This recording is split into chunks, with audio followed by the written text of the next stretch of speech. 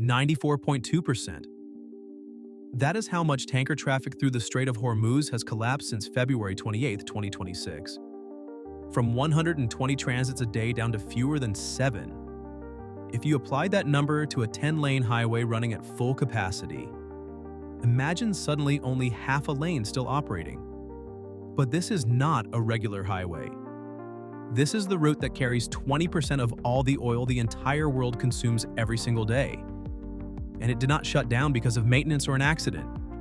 It shut down because of naval mines, drones, missiles, and a war happening right there in that water. This is what is actually happening at the Strait of Hormuz right now. And it is more dangerous than anything you have read in the news. Welcome to Secrets of Everyday Things, the channel where everyday secrets are uncovered and explained.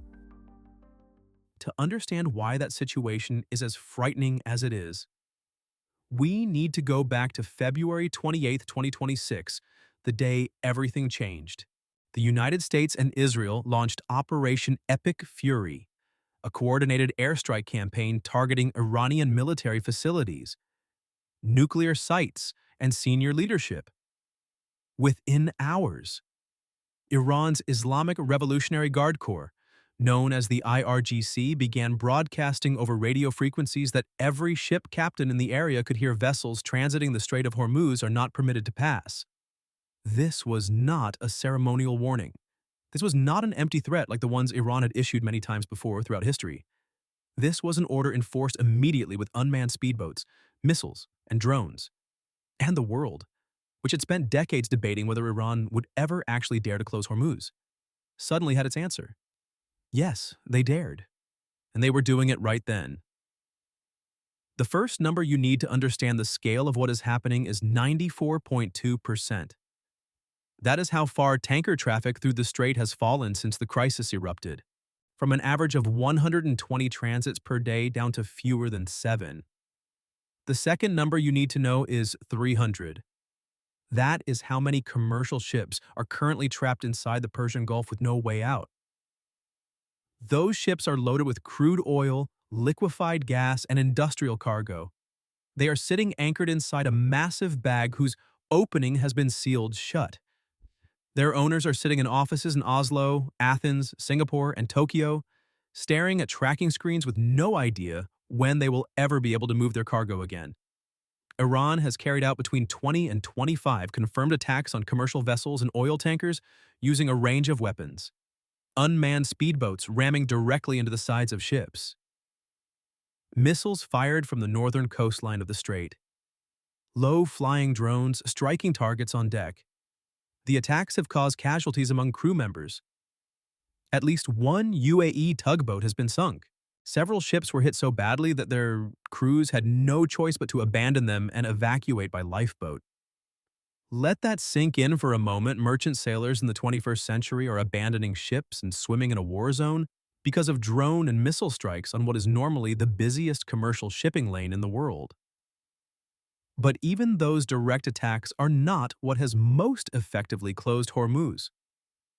What has done that more thoroughly than any missile is insurance, as the attacks kept coming. The world's largest maritime insurance companies began pulling war risk coverage for ships attempting to transit the area. The ones that kept offering coverage pushed their premiums to levels that were almost incomprehensible. In some cases, up to 1% of the total ship value for a single transit. For a supertanker worth $150 million. That means $1.5 million for one trip. One trip. No ship owner on Earth is going to accept that number. The result is that the biggest shipping companies in the world, including Maersk, CMA CGM, and Hapag-Lloyd, have completely suspended all operations through the strait. Not because anyone ordered them to, but because economically, sending a ship in there simply cannot be justified. This is what experts in the industry call the insurance blockade. And it has been more effective than any military barrier Iran could have physically constructed. But the story gets worse. Because Iran is not only attacking with drones and missiles, they are laying mines. U.S. military and intelligence officials have confirmed that the IRGC began placing naval mines in the waters of the strait shortly after the crisis erupted.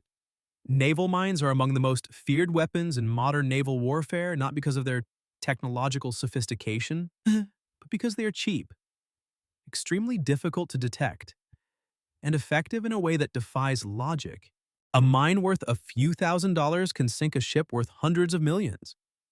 And more importantly, even the mere rumor that mines might be present is enough to stop every ship captain in the world from entering those waters. The U.S. Navy reports it has destroyed 16 Iranian mine-laying vessels. But that is not the end of the threat. Mine clearance is one of the most dangerous, time-consuming, and expensive missions in naval warfare, even with the most advanced technology available. Clearing a body of water that has been mined can take weeks to months. And during that entire time, even if not a single additional attack occurs, no oil tanker is going to risk sailing through water that might still have mines hidden underneath it. And it does not stop there. Iran has deployed a weapon that draws less blood but creates no less chaos. Electronic warfare. Iranian forces have been conducting large-scale GPS jamming and interference with the Automatic Identification System, or AIS, that ships use to broadcast their positions.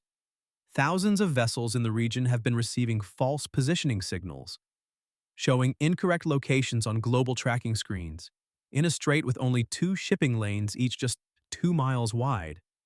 Where supertankers stretching more than 1,000 feet must navigate on extremely precise schedules. Losing your positioning signal or receiving a false one is a life-threatening situation. Think about driving on a single-lane road in total darkness with no headlights and no GPS, knowing that a semi-truck is heading toward you from somewhere in that darkness. That is what ship captains are dealing with at Hormuz right now. Meanwhile, Iran is playing a carefully calculated geopolitical chess game, rather than closing the strait completely to everyone, which would also hurt Iran since it needs to export its own oil through here. Iran has set up a selective transit permit system. Ships belonging to countries that Iran considers non-hostile, including China, Russia, and India, are still being allowed to pass by sailing close to Iranian territorial waters rather than using the standard international shipping lanes. Western ships are not. This is an extraordinarily shrewd move. Iran is using Hormuz as a tool to divide the world, granting privileges to the allies it needs and punishing the enemies it wants to pressure. On March 26th, Iranian Foreign Minister Abbas Araghchi officially announced that ships from 5 specific countries, including China, Russia, India, Iraq, and Pakistan, are permitted to transit. Just those 5. The rest of the world keeps waiting, facing that reality. Countries not on the approved list are being forced to improvise. India and Pakistan have deployed warships to escort their own oil and liquefied gas tankers out of the Gulf of Oman in their own separate naval operations. This is an image not seen in decades: warships escorting tankers the way they did in World War II. Not in a historical film, but in the actual reality of March 2026. And here is the most recent escalation that most news coverage has not caught up with fast enough. Israel just carried out an airstrike that killed Ali Reza Tangsiri, the commander of the IRGC Navy, the man who was personally directing the entire blockade operation and the attacks on commercial vessels at Hormuz. This is an extraordinarily bold escalation, targeting the brain behind the blockade campaign directly. But the question that nobody has a certain answer to is, will losing their commander cause the IRGC to de-escalate? Or will it push them to retaliate in ways that are even harder to predict on the American side? Trump issued an ultimatum demanding Iran reopen the strait within 48 hours and threatened to destroy Iranian energy facilities if they did not comply. Then he pushed the deadline back 5 days, then pushed it back again. Currently, the United States has announced a 10-day pause on strikes against Iranian energy infrastructure, meaning until April 6, 2026, to create space for ceasefire negotiations being conducted through Pakistani mediation. The U.S. has put forward a 15-point peace proposal to Tehran. Whether Iran will accept it remains unanswered as of right now. On March 19th, the United States launched a military campaign aimed at forcing the route back open. Bahrain is pushing at the United Nations Security Council for a resolution authorizing all necessary means to restore freedom of navigation at Hormuz, but with China and Russia holding veto power on the Security Council, and both of those countries currently enjoying Iran's permission to transit the strait freely. The prospects for that resolution are not encouraging.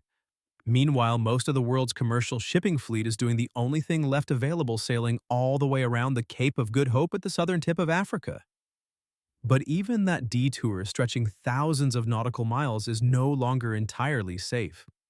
After Iran launched drone strikes against Oman's deep water ports at Duqm and Salalah, the backup transit points the world had been counting on as emergency alternatives. As of today, March 27, 2026, the strait has been effectively closed for nearly 4 weeks. Tanker traffic is down 94.2%. More than 300 ships are trapped inside the Gulf. More than 150 ships are anchored outside waiting. Naval mines are sitting on the bottom. Drones are patrolling overhead. GPS signals are being jammed. And shipping analysts assess that routine commercial transit through Hormuz is unlikely to resume for the rest of 2026. This is not tension. This is not escalation. This is the largest maritime crisis the world has ever witnessed in modern history, unfolding right now, with no end in sight. The next time you pull up to the pump and see the price has gone up. The next time you open your investment app and see your portfolio thinner than it was last week. The next time you walk through the grocery store and notice something missing from a shelf where it always used to be. Remember that black void on the maritime tracking screen? Remember the 300 ships trapped inside and remember the sailors sleeping on ships anchored outside the strait with no idea what tomorrow looks like. All of it is connected by an invisible thread stretching thousands of miles. And that thread is being pulled tighter than it has ever been in history. The world is waiting to see if it snaps.